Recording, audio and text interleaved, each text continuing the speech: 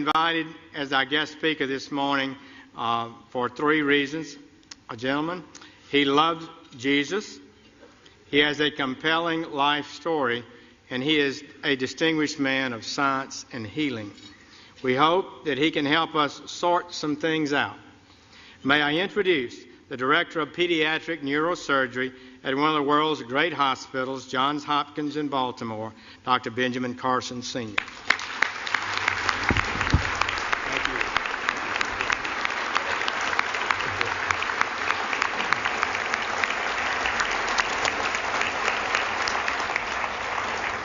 Thank you so much, Mr. President, Mr. Vice President, Mrs. Obama, distinguished guests, which includes everybody.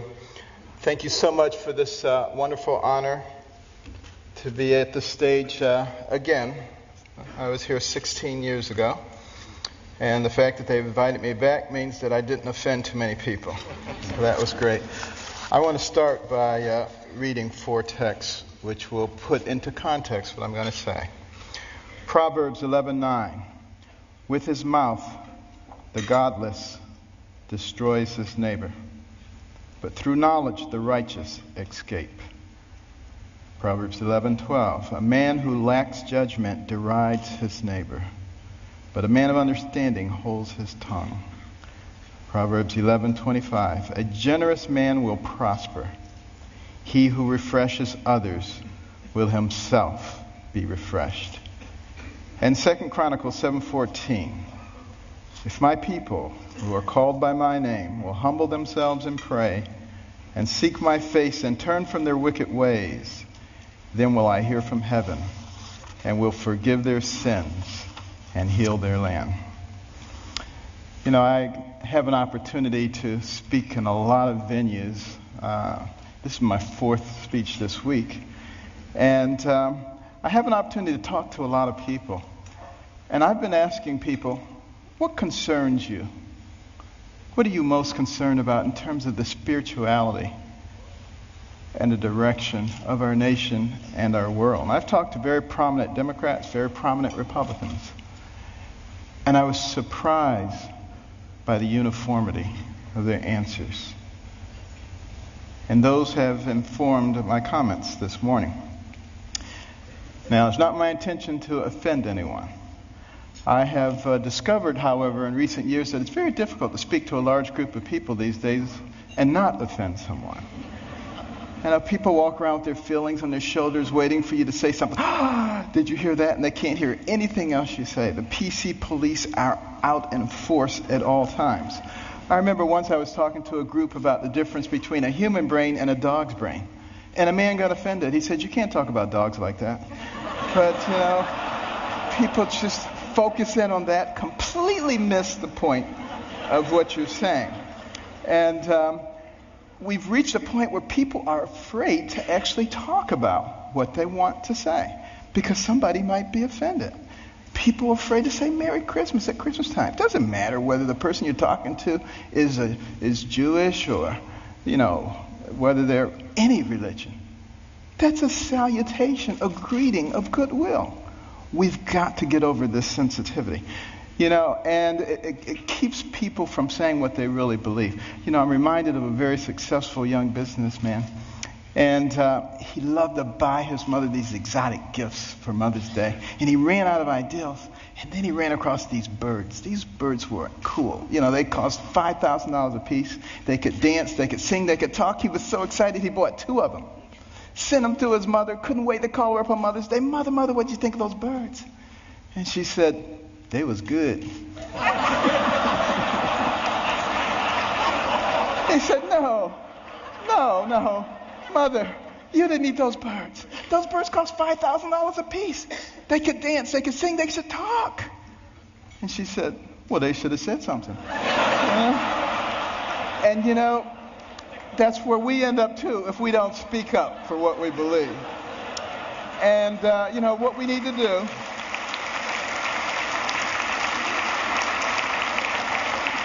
What we need to do in this PC world is forget about unanimity of speech and unanimity of thought.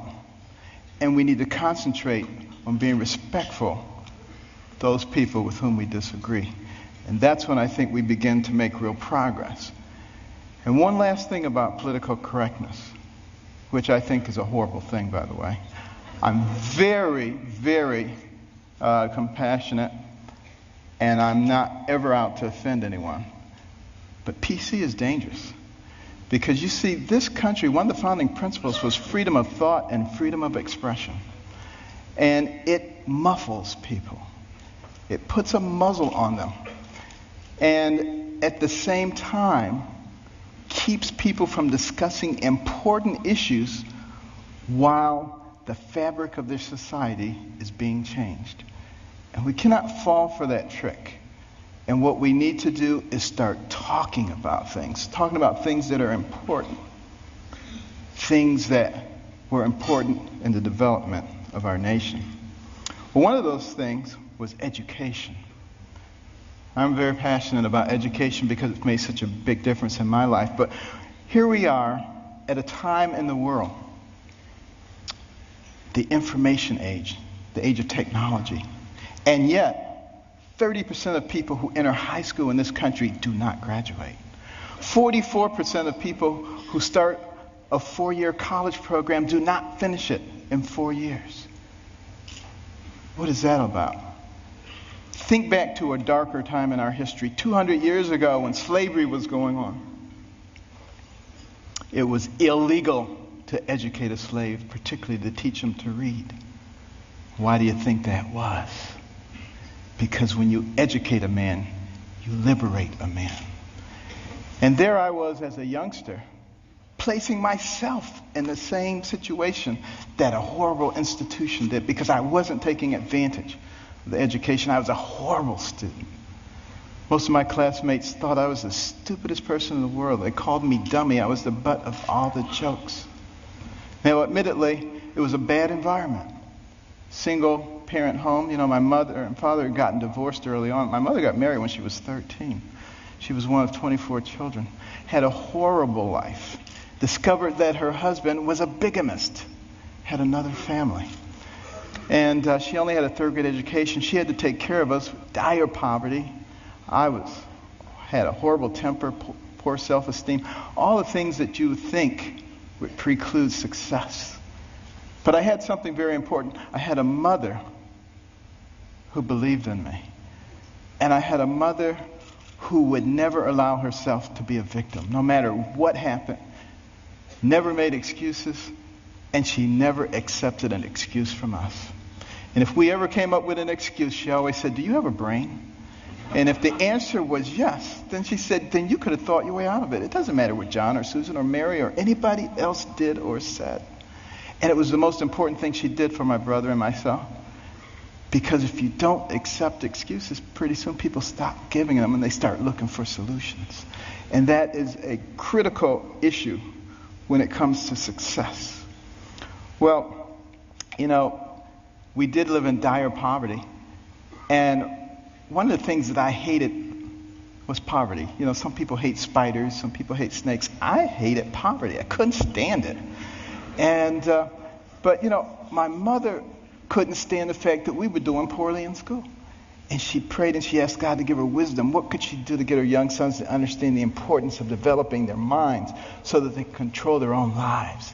And you know what? God gave her the wisdom, at least in her opinion. My brother and I didn't think it was that wise because it was to turn off the TV. Let us watch only 2 or 3 TV programs during the week, and with all that spare time, read 2 books apiece from the Detroit Public Libraries and submit to her written book reports, which she couldn't read, but we didn't know that.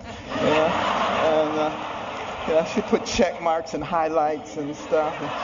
But, you know, I just hated this. And my friends were out having a good time. Her friends would criticize her. They would say, "You can't make boys stay in the house reading books. They'll grow up, they'll hate you." And I would overhear them, and I'd say, "Mother, you know they're right." But she didn't care, you know. But after a while, I actually began to enjoy reading those books. Because we were very poor, but between the covers of those books, I could go anywhere. I could be anybody. I could do anything. I began to read about people of great accomplishment. And as I read those stories, I began to see a connecting thread. I began to see that the person who has the most to do it You and what happens to you in life is you. You make decisions. You decide how much energy you want to put behind that decision. And I came to understand that I had control of my own destiny. And at that point, I didn't hate poverty anymore because I knew it was only temporary. I knew I could change that. It was incredibly liberating for me. It made all the difference. And continue on that theme of education. In 1831, Alexis de Tocqueville came to America to study this country. The Europeans were fascinated. How could a fledgling nation, barely 50 years old, already be competing with them on virtually every level? This was impossible. De Tocqueville was going to sort it out. And he looked at our government, and he was duly impressed by the 3 branches of government. 4 now, because now special interest groups. But it was only 3 back in those days. And, he said, wow, this is really something. And then he said, but let me look at their educational system. And he was blown away. See, that anybody finishing the 2nd grade was completely literate. He could find a mountain man on the outskirts of society. The man could read the newspaper, could have a political discussion, could tell him how the government worked. If you really want to be impressed, take a look at the chapter on education in my latest book, America the Beautiful, which I wrote with my wife. Came out last year. And in that education chapter, you will see questions extracted from a 6th grade exit exam from the 1800s. A test you had to pass to get your 6th grade certificate. I doubt most college graduates today could pass that test. We have dumbed things down to that level. And the reason that is so dangerous is because the people who founded this nation said that our system of government was designed for a well-informed and educated populace. And when they become less informed, they become vulnerable. Think about that. Our system of government, and that's why the education is so vitally important. Now, some people say, you're overblowing it, things aren't that bad. And you're a doctor, a neurosurgeon. Why are you concerned about these things? I've got news for you. 5 doctors signed the Declaration of Independence. Doctors were involved in the framing of the Constitution, the Bill of Rights, a whole bunch of things. It's only been in recent decades that we've extracted ourselves, which I think is a big mistake. We need doctors and we need scientists, engineers. We need all of those people involved in government, not just lawyers. I don't have anything against lawyers, but, here's the thing about lawyers. And I'm sorry, but I got to be truthful, okay? Got to be truthful. What do lawyers learn in law school? To win.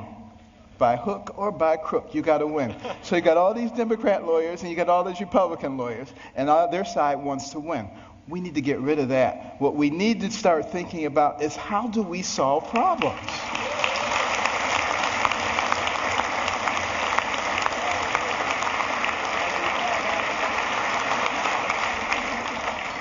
And now, before I get shot, let me finish here.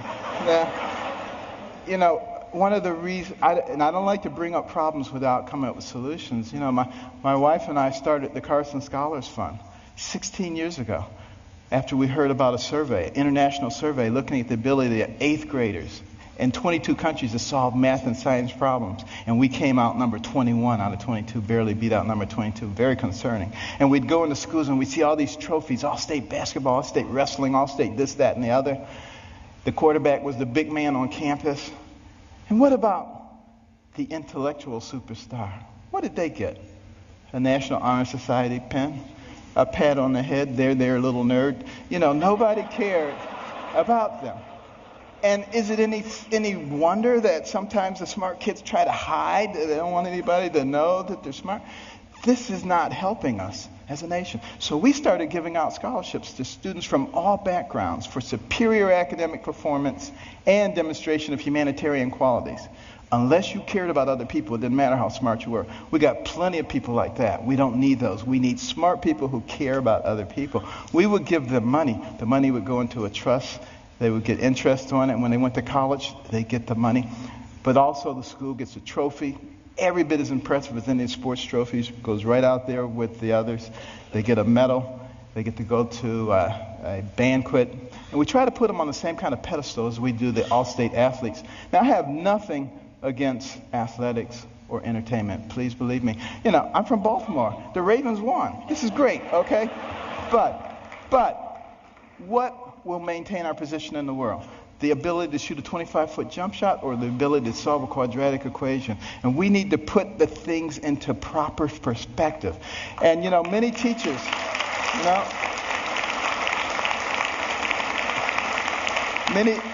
Many teachers have told us when we put a Carson scholar in their classroom, the GPA of the whole class goes up over the next year. And it's been very gratifying. We started 16 years ago with 25 scholarships in Maryland.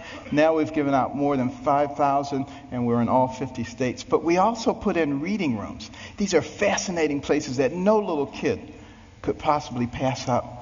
And they get points for the amount of time they spend in their reading, the number of books that they read, and they can trade them in for prizes. In the beginning, they do it for the prizes, but it doesn't take long before their academic performance begins to improve.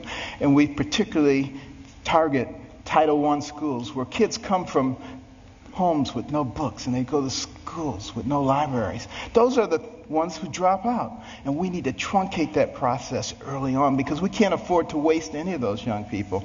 You know, for every one of those people that we keep from going down that path of self-destruction and mediocrity, that's one less person you have to protect yourself and your family from. One less person you have to pay for in the penal or the welfare system.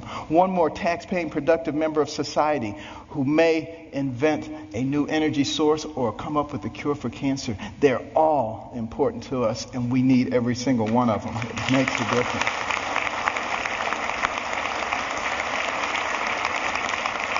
And when you go home tonight, please read about it. Carson Scholars Fund. CarsonScholars.org. But why is it so important that we educate our people? Because we don't want to go down the same pathway as many other pinnacle nations who have preceded us. I think particularly about ancient Rome. Very powerful. Nobody could even challenge them militarily. But what happened to them? They destroyed themselves from within. Moral decay. Fiscal irresponsibility. They destroyed themselves. And if you don't think that can happen to America, you get out your books and you start reading. But you know, we can fix it. Why can we fix it? Because we're smart. We have some of the most intellectually gifted people leading our nation. All we need to do is remember what our real responsibilities are so we can solve the problems. I think about these problems all the time. And, you know, my role model was Jesus. And he used parables to help people understand things. And one of our big problems right now, and like I said, I'm not politically correct, so I'm sorry. But, you know, our deficit is a big problem.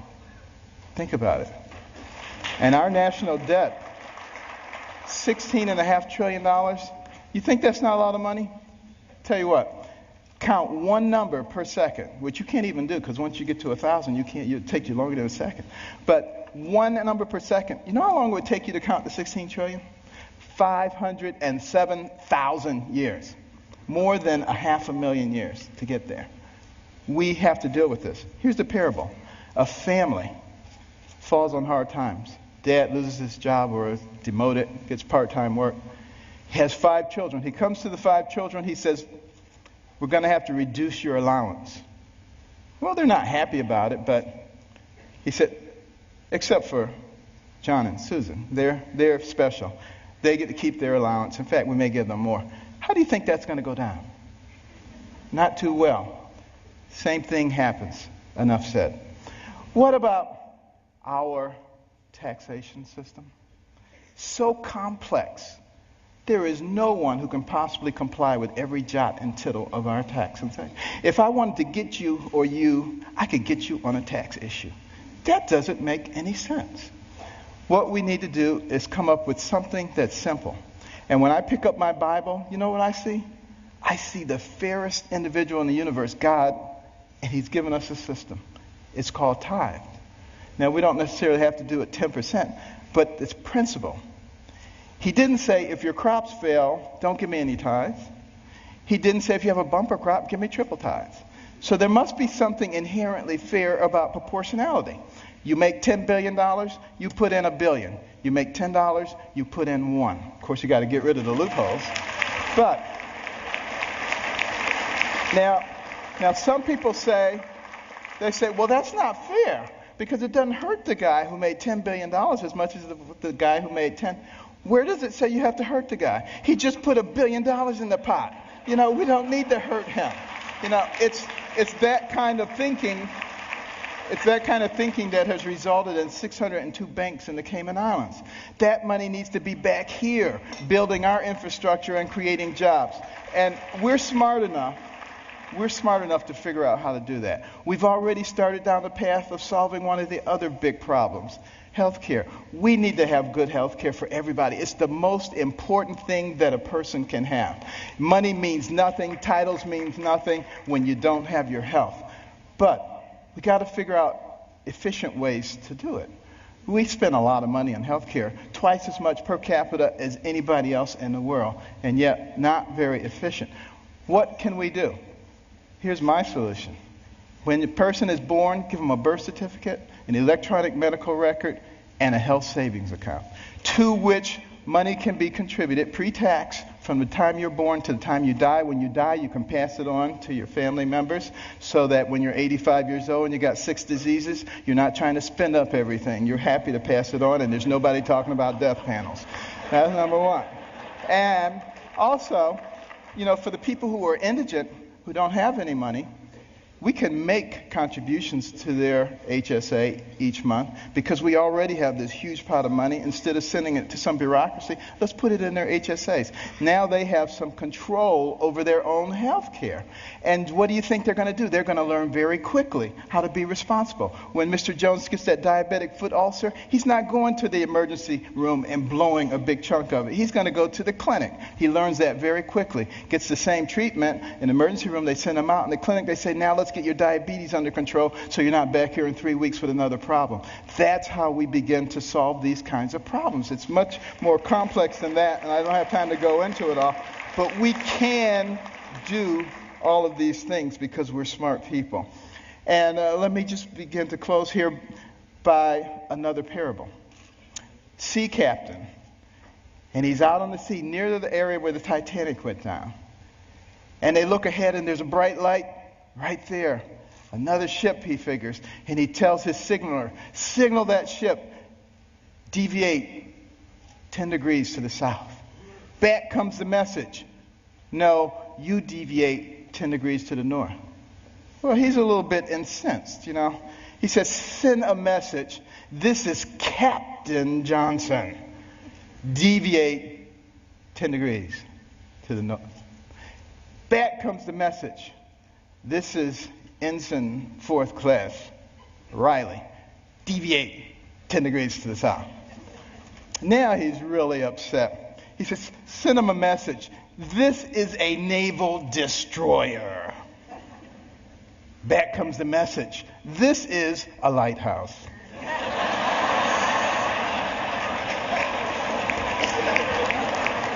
Enough said. Now, what about the symbol of our nation? The eagle. The bald eagle. It's an interesting story how we chose that. But a lot of people think we call it the bald eagle because it looks like it has a bald head. That's not the reason. It comes from the Old English word piebald, which means crowned with white. And we just shorten it to bald. Now use that the next time you see somebody who thinks they know everything. You get them on that one. But why is that eagle able to fly high forward? Because it has 2 wings. A left wing and a right wing. Enough said. And I want to close with this story.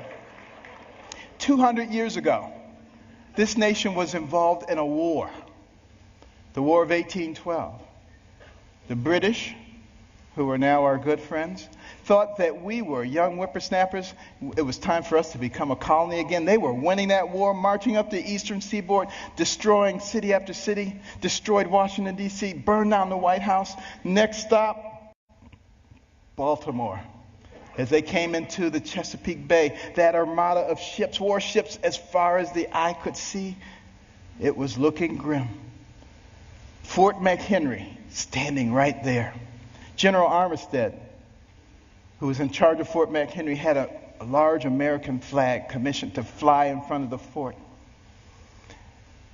The admiral in charge of the British fleet was offended. He said, "Take that flag down. You have until dusk to take that flag down. If you don't take it down, we will reduce you to ashes."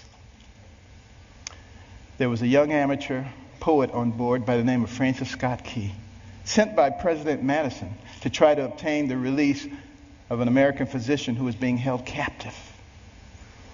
He overheard the British plans. They were not going to let him off the ship. He mourned as dusk approached. He mourned for his fledgling young nation. And as the sun fell, the bombardment started. Bombs bursting in air, missiles, so much debris. He strained trying to see, was the flag still there? Couldn't see a thing. All night long it continued. At the crack of dawn, he ran out to the banister. He looked, straining his eyes, but all he could see was dust and debris. And then there was a clearing, and he beheld the most beautiful sight he'd ever seen. The torn and tattered stars and stripes still waving. And many historians say that was the turning point in the War of 1812. We went on to win that war and to retain our freedom. And if you had gone into the grounds of Fort McHenry that day, you would have seen at the base of that flag the bodies of soldiers who took turns propping up that flag. They would not let that flag go down because they believed in what that flag symbolized. And what did it symbolize?